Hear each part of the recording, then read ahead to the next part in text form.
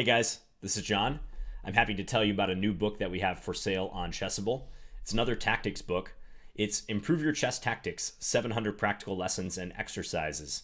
It's by Grandmaster Yakov Neshdat, and the publisher is New in Chess.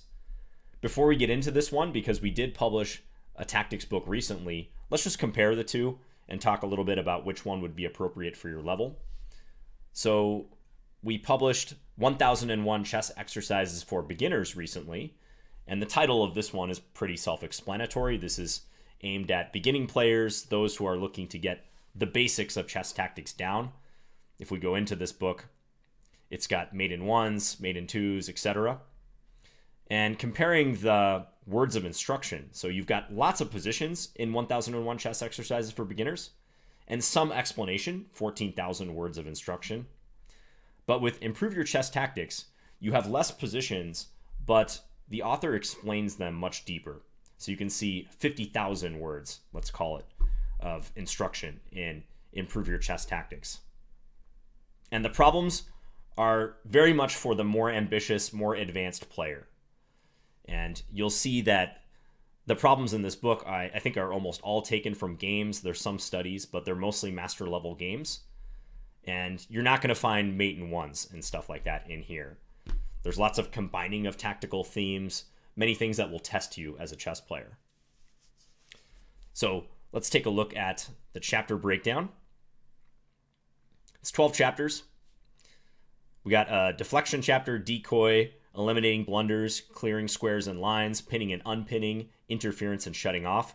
Those are kind of the introductory chapters where the author, Neshdat, does go through very fundamental themes, but again, on a higher level than what you'd find in that other book. Let's go into the decoying chapter. I haven't looked at that one yet. And I have a print copy of this book.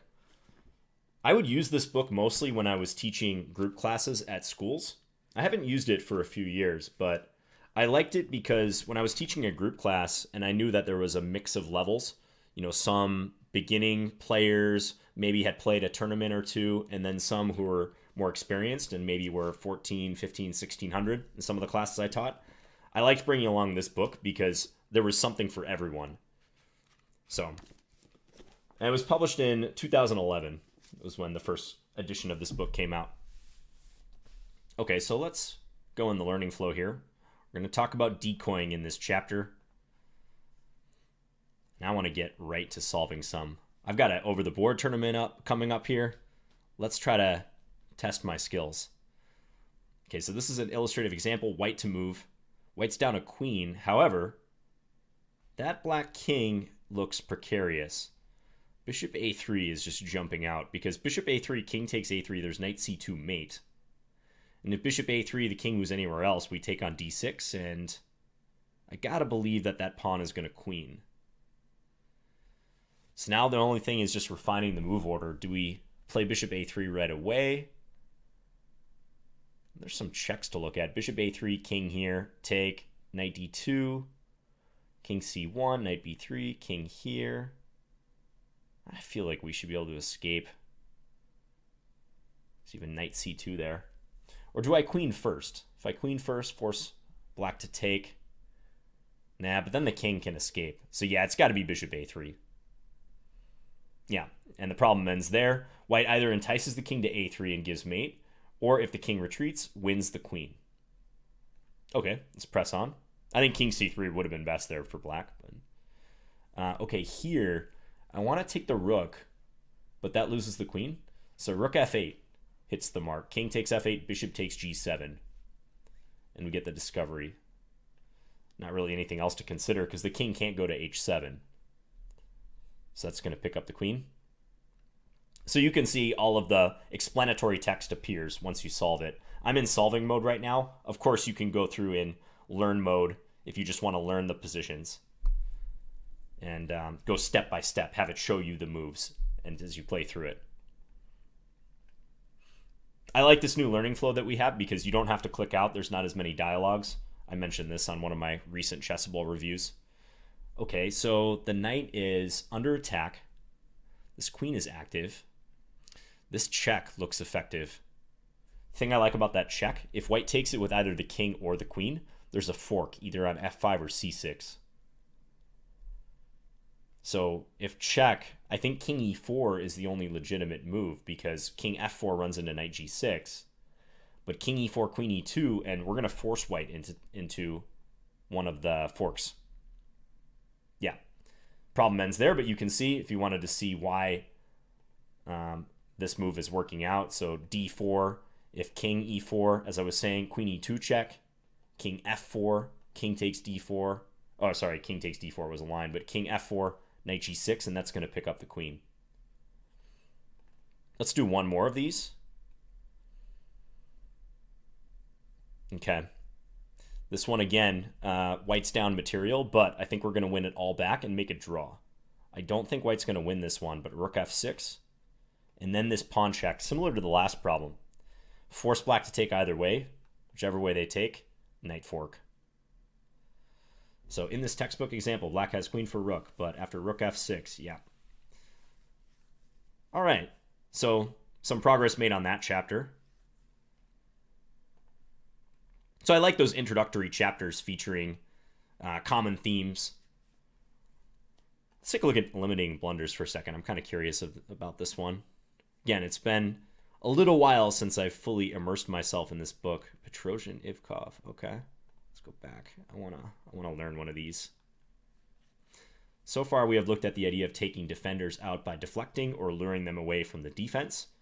In combinations with elimination of defenders, we see the more basic method of the direct capture of the pieces or pawns which fulfill a valuable defensive function. This includes combinations designed to destroy the king's defensive pawn wall. Okay, you have me intrigued. Let's look at one. Okay, so this is the Petrosian Ivkov game. The ex-world champion played what? Black's king looks like a target. Also, maybe this bishop. That bishop is anchored. So, I'm looking at captures on e5 right off the bat, but I'm not seeing how those pan out.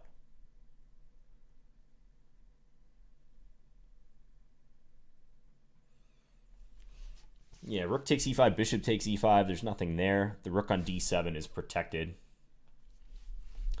Knight takes e5, bishop takes e5, and there's g4 check. But I'm not seeing what that accomplishes. King f6, g5, king f5 looks fine for black, I think.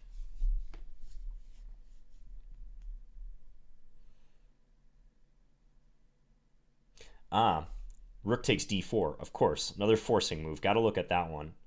Yeah. Rook takes d4. Force black to capture, but then the e5 square is right for the rook to come in. So let's say rook takes d4. Let's just say e takes d4. Rook e5 check, sacrificing the knight. King takes, and then you can play f3 or h3, either one. Let's see if that works. And conveniently, rook takes d4 defends the knight on g4 as well. So there's no king takes. And Ivkov resigned in the game. Yeah, because however he takes back, as we can click through here, like if e takes, rook takes e5, king takes g4, is checkmate. Let's try one more. I think I've seen this one before. This is a Nezhmetdinov game. Tactical genius, Rashid Nezhmetdinov. Checkers champion as well. Okay, so the knight on f5 could be a useful piece in attacking that black king. It's just hanging over black's head. Queen g5 you certainly look at in a position like this. But also there's this pressure down the d file too. But let's look at queen g5 right away. That's the most direct. Queen g5, black has to play g6. And then, like to get the queen in further, like queen h6, threaten mate on g7, but there's a capture on f5, and black's king is awfully open, but I'm not seeing the knockout.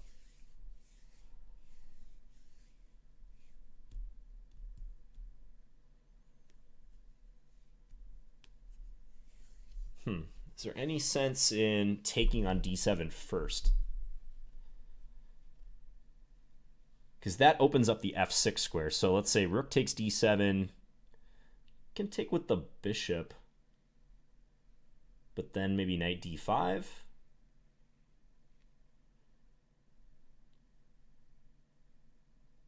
I remember this problem. I've seen this before, but the solution is not immediately coming to me.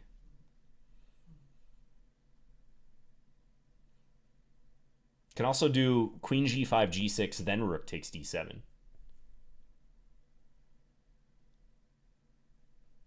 Let's say queen takes d7. Because then knight h6, and the queen is going to come into f6. Okay, let's think about that. Queen g5, g6, rook takes d7. I think bishop takes is probably going to run into something similar. So let's say queen takes. So queen takes. Now, where do I want to check him? I could check on e7. Then I don't even have to give up the knight. Yeah, that might be better. Let's say check on e7. And king h6. Or sorry, let me start over. Queen g5, g6, rook takes d7, queen takes d7, knight h6 check, or knight e7 check. Keep messing that up. King g7, queen f6 check, king h6, and then knight f5, and black has to give up the queen to avoid getting checkmated. There might even be a forced mate beyond that, but that's what I'm going to go with. Queen here. Yeah, and I think the elimination of the defender in this case is eliminating the knight from defending the f6 square. So let's take here now. Oh, I got it wrong. Knight e7 first is correct. Okay. Probably because it limits black's options. Then black doesn't even have the queen takes option. Let's see the rest of the solution. Knight e7, so now I bet it's this. Yeah, now take. And we're going to check here. I just want to work it out to mate in my head. Check, king h6. Probably lift the rook after that. No, maybe not. We have g5, g5, king, h5. I don't quite see a mate there yet. Maybe queen f6, king h6, rook h5, threatening rook f5 rather, threatening rook h5 mate. Black has a useless check, but that's it. Check here, lift the rook, threaten rook h5 mate. Yeah, black can throw in that check, but it's not going to lead to anything. Yeah, and Chessable is just making sure that I know that knight e7 was the best move there. Because, yeah, rook takes d7, queen takes, gives black one extra option. So probably the best move order. So that was a tough one, you could see. I mean, me and I was struggling to put together the right move order there. So you can see what I mean. This is a book for ambitious players.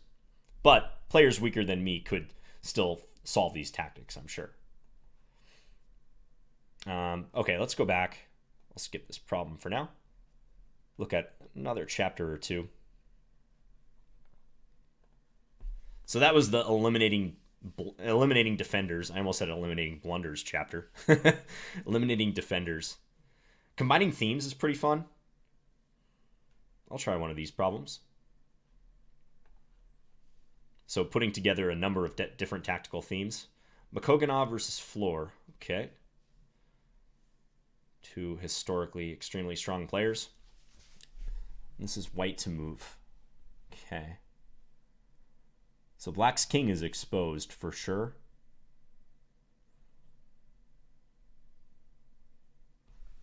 White is down a pawn though. I'm looking at bishop takes e7. I'm also looking at bishop c5 because if queen takes, there's queen d8. I mean, certainly getting the queen to d8 has to be on our radar here. Bishop b3 comes to mind as well, attacking the rook.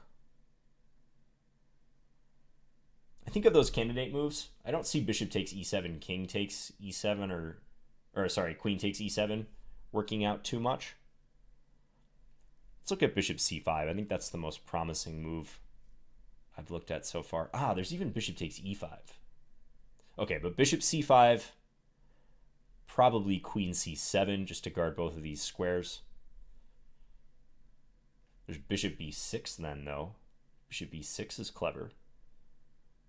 And if takes, queen d7, king f8, queen d8, and that will be mate. So maybe it is bishop c5. Bishop c5, queen's under attack, bishop cannot be captured. Black has to defend the d8 square with their queen. So queen c7, queen b8, queen a8 are really the only options. Queen a8 and queen b8 just lose to queen d7 followed by queen d8. So I think queen c7 is virtually forced. But then that artistic bishop b6 move, that's a nice one. And not only are we threatening the queen, but also queen d8 is a threat, an even bigger threat. Mate in 2. I think that's it. Is there anything else I have to take into account here? What about bishop b8? And I was mentioning we're looking at moving the bishop and trying to threaten checkmate. What about bishop b8? Could that just win easier?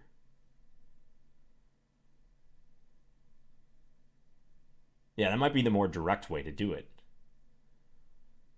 Bishop b8, queen takes b8, queen d7, king f8, queen d8, queen takes d8, rook takes d8, mate. Then I bypass the queen c7 defense. I don't even have to consider that. Yeah, bishop b8. That's just better than bishop c5.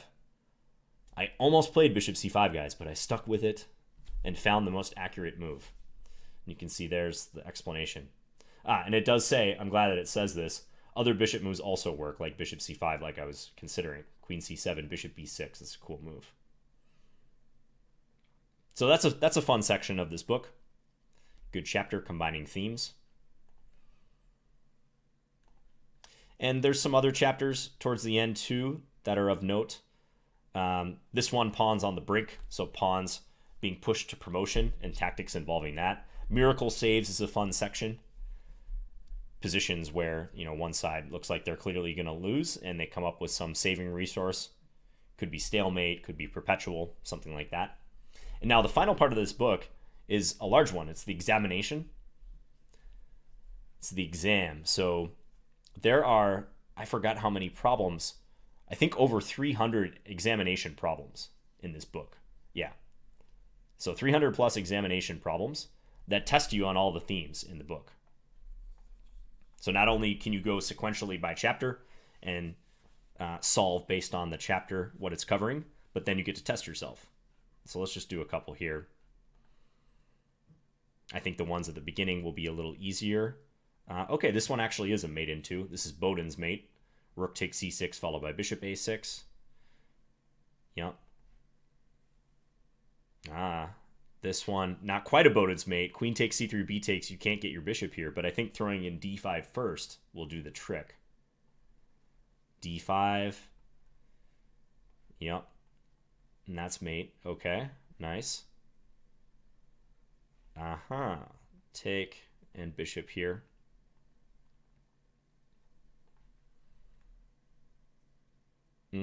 Check looks good. Yep. And then the pawn advances. Bishop takes. There's going to be e7. This one looks like a runaway pawn situation. Knight b6, knight takes, pawn push. And how does white stop that pawn? Yeah, that's got to be it. King can't help. The knight comes back. If the knight comes back, it's too slow. White has a check or something, but that's also too slow. Here, I'm liking bishop c4. I want to promote this pawn, but I want to deflect this bishop. Yeah, bishop c4 is nice. So, yeah, you can see that the problems at the beginning of the examination are easier as it mirrors in the book. Problems at the beginning of the chapters, beginning of the book, are going to be a little simpler. I'll solve this last one. Black to move. I think rook takes d4. Rook takes d4, queen takes d4, rook e1 check. Yep, and that rook is going to be deflected or decoyed off of the d1 square. I like it. Yeah. So as we see here, rook takes d4. If queen takes d4, there follows check. Rook takes, loses the queen, so king f2, queen takes d4. Rook takes d4. And then rook takes a1, and black will be up a piece. Okay, so in a nutshell, this is a book for ambitious players. It's harder than 1001 chess exercises for beginners, definitely. You can see that there was actually some mates thrown in, mate in twos, towards the end. So some easier problems, but lots of harder problems that will really force you to think. So this is a book that, if you're ambitious, you'll have quite a bit of study material here, and you can use it on Chessable using our spaced repetition and scheduling. Okay, let me know if you have any questions about this book. I'll post the link in the description. One final thing, we have a Chessable YouTube channel that I've been posting to a little bit, and there will be some Chessable tutorials and occasionally reviews posted there. So if you're interested in that, I'll put that in the comments. One book that I did review on the Chessable YouTube channel is this one. It's an opening book, The Hyper Accelerated Dragon, a full repertoire for black. It's by International Master Raja Panjwani, and it's by Thinkers Publishing. So if you want to go look at that review, if you have any interest in this opening, by all means, please do that. All right, guys. Thanks. Bye.